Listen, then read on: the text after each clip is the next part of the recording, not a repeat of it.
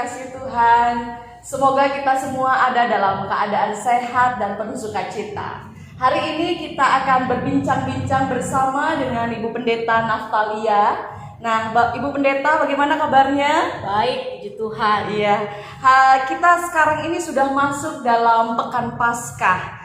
Jadi ketika bertanya dan menelusuri beberapa pendapat dari jemaat-jemaat, ternyata ada pendapat yang berbeda-beda dari jemaat Bu Pendeta. Jadi ketika kita masuk Pekan Paskah, tentu kita harus punya pandangan yang benar dan tepat ketika kita memaknai Pekan Paskah ini. Nah, ada dari jemaat yang mengatakan bahwa Pekan Paskah itu adalah masa-masa sengsara Tuhan Yesus sebelum Dia disalibkan.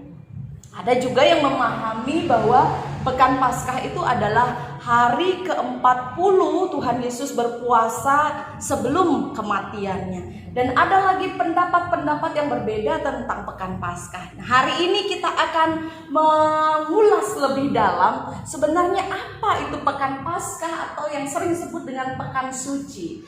Bisakah Bu Pendeta tolong memberikan penjelasan tentang Pekan Paskah atau Pekan Suci itu? Iya, terima kasih Bu Pendeta Dewi. Bapak Ibu Saudara yang dikasih oleh Tuhan, kalau memang tadi ditanya ada beberapa pendapat menarik ya Bu Pendeta Dewi terkait dengan hal-hal yang ada dalam Pekan Paskah. Bagaimana jemaat memaknainya?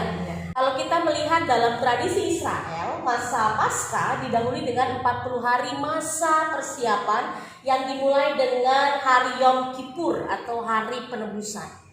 Nah, 40 hari ini melambangkan 40 tahun perjalanan bangsa Israel ketika di tanah sebelum masuk ke tanah Kanaan. Jadi ketika mereka berada di padang gurun setelah mereka dilepaskan dari tanah Mesir. Nah, istilah Rabu Abu atau hari pertama Minggu Sengsara itu dilihat atau dihitung 40 hari sebelum Paskah.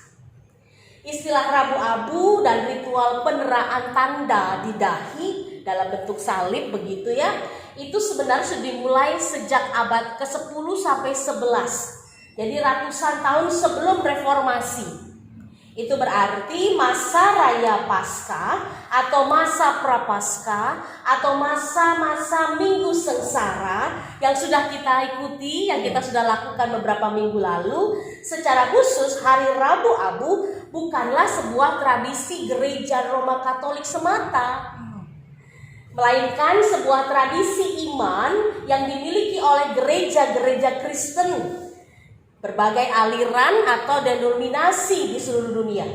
Bahkan setelah reformasi, bukan hanya gereja Katolik Roma saja yang melakukan Rabu Abu, tapi juga gereja-gereja dari berbagai aliran, misalnya Metodis, Anglikan, Baptis, Lutheran, Wesleyan, bahkan juga Reform. Dalam gereja kita memang tradisi ibadah Rabu Abu belum lazim dilakukan. Tetapi saya mau mengingatkan bahwa kalau kita membaca dalam Puji dan Janji tahun ini, dalam bulan Februari ada dikatakan bagian hari mulai Minggu Sengsara. Itu adalah hari Rabu Abu dalam istilah umum liturgi gereja. Nah, dalam Rabu Abu ini tindakan simbolis yang dilakukan tadi yang saya katakan menaruh tanda salib dari abu. Nah, abunya dapat dari mana Bu Dewi? Nah, abunya itu adalah diambil dari daun-daun palma kering yang diterima waktu dulu. Jadi waktu kita terima daun palma pada Minggu Palmarum, lalu kita pasang di pintu rumah. Nah, ketika kering itu dibawa ke gereja, dikumpulkan dan itu dibakar. Nah, abunya itulah yang dipakai untuk menaruhkan tanda salib di dahi. Jadi kita diajak untuk berefleksi, untuk kembali mengingat keberdosaan kita. Dan Rabu Abu sebenarnya adalah momen refleksi atau introspeksi yang diminta untuk kita terus renungkan di sepanjang minggu-minggu sengsara. Nah, dalam peristiwa setelah minggu yang pertama kan kita lihat ada minggu-minggu prapaskah atau minggu-minggu sengsara ya Bu Dewi, sampai akhirnya kemarin hari Minggu Sengsara ke-6 sebelum Paskah atau istilahnya Minggu Palmarum. Jadi kita semua hari Minggu baik yang offline maupun yang online di rumah, kita semua menerima daun palma atau daun palem sebagai simbol perarakan atau proses di mana Tuhan Yesus masuk ke Yerusalem. Nah, di sini kita bisa melihat bahwa Minggu Palma atau Minggu Palem atau Minggu Sengsara adalah Passion. Jadi pekan ini adalah pekan yang paling mengharukan di tahun gerejawi dan sering disebut sebagai pekan suci. Nah, karena itu GKPB selama bertahun-tahun kita melaksanakan pekan suci atau pekan Paskah, bukan tanpa dasar teologis. Jadi GKPB memahami bahwa dalam pekan Paskah ini kita memasuki hari-hari kesengsaraan. Nah, disinilah Minggu Palmarum atau Minggu Palma, di mana kita memperingati masuknya Tuhan Yesus ke Yerusalem dalam suasana yang genggam gempita.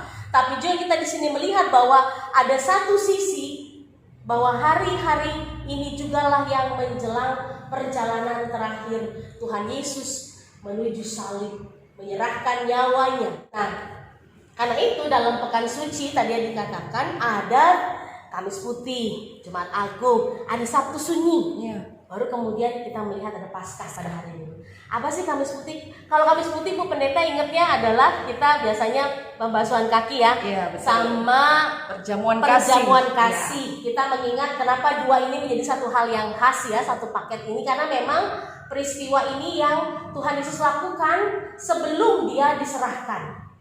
Jadi gereja menekankan betapa pentingnya pembasuhan kaki ini sebagai penyampaian pesan bahwa Tuhan Yesus adalah Raja, Tuhan Yesus adalah utusan Allah, dia berkuasa, dia mulia, tetapi bukan cara yang dibayangkan oleh orang-orang atau manusia yang sering justru mengasosiasikan atau menunjukkan dirinya dengan segala gemerlap dunia. Lalu Jumat Agung kalau kita ingat di GKPB kita selalu melaksanakan perjamuan kudus ya, perjamuan kudus. Jumat Agung adalah hari di mana kita memperingati satu peristiwa, yaitu sengsara dan wafatnya Tuhan Yesus. Jadi liturgi Jumat Agung ini selalu dikaitkan dengan doa-doa dan ibadah salib. Bahkan dalam perjamuan kudus di Jumat Agung biasanya kita melakukan sebelum pandemi, yaitu perjamuan kudus dengan meja. Berbeda dengan perjamuan kudus yang pada hari-hari lainnya. Jadi di sini kita bisa melihat bagaimana perjamuan kudus dalam peristiwa Jumat Agung ini sebagai kerangka untuk beranamnesis atau menghayati kembali bagaimana pengorbanan Tuhan Yesus di atas kayu salib adalah tonggak dari iman kita. Bagaimana kasih-Nya yang besar itulah yang menunjukkan keadilan dan kasih karunia yang nyata bagi manusia. Kalau dalam pesan Paskah dikatakan the ultimate of love God gitu ya. Jadi kasih Allah yang paling sempurna. Nah, karena itu dalam tradisi gereja ada Sabtu Sunyi. Nah, tapi memang di dalam tradisi Protestan istilah Sabtu Sunyi ini masih kurang lazim dilakukan, begitu ya.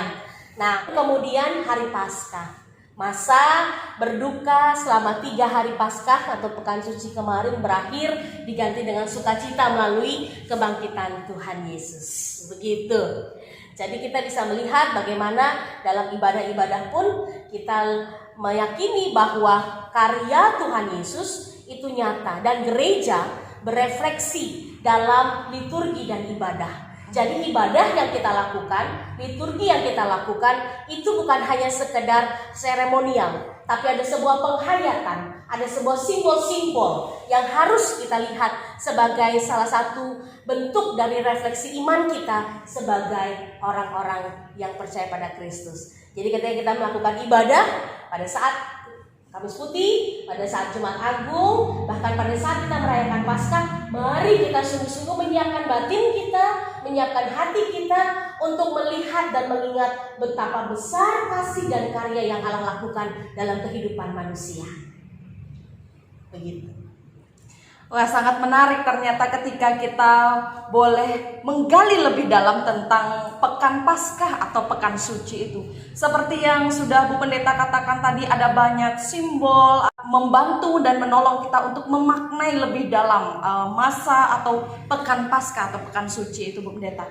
Betul Bu Pendeta Dewi. Sehingga kita sekarang bisa belajar bahwa liturgi adalah sebuah bagian dari penghayatan iman kita akan kasih Allah.